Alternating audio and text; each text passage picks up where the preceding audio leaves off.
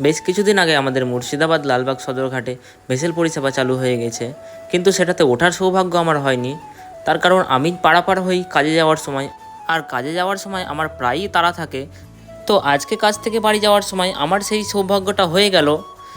ঘাটে এসেই দেখি ভেসেলটা দাঁড়িয়ে আছে আর নৌকোটাও ছিল ওই পারে, যার কারণে আমি ভেসেলে উঠে পড়লাম। আর বাইকটা রেখে আমি ভেসেলের ছাদে উঠে পড়লাম, কারণ উপর থেকে ভিউটা বেশ ভালো লাগছিল। আর আমাদের এই সদরঘাটে ভেসেল পরিষেবা চালু করার একটাই কারণ, সেটা হলো বিগত 2 বছরে প্রায় 3 থেকে 4টে গাড়ি নৌকো থেকে পড়ে যায়, যার কারণে কিন্তু কিছু মানুষ প্রাণও হারায়। সেই দুর্ঘটনা থেকে বাঁচতেই এই ভেসেল পরিষেবা চালু করা হয়েছে। আমি ছাদের উপরে উঠে চারিদিকটা ঘুরে দেখছিলাম। ওপর থেকে বেশ চারিদিকটা দেখতে খুব সুন্দর লাগছিল। আর এখন যেহেতু বর্ষাকাল, তার কারণে কিন্তু গঙ্গার জলটা অনেকটা বেড়ে গেছে। নৌকোতে পারাপার তাড়াতাড়ি হলেও ভেসেলে কিন্তু সেফটিটা অনেকটা বেশি। তো আমরা চলে এসেছি প্রায় মধ্যে গঙ্গায়। আর এখানে দেখো, দুজন পাইলট মিলে কিন্তু এটাকে অপারেট করছে। আর পাইলটের রুমটাও কিন্তু একদম টপে।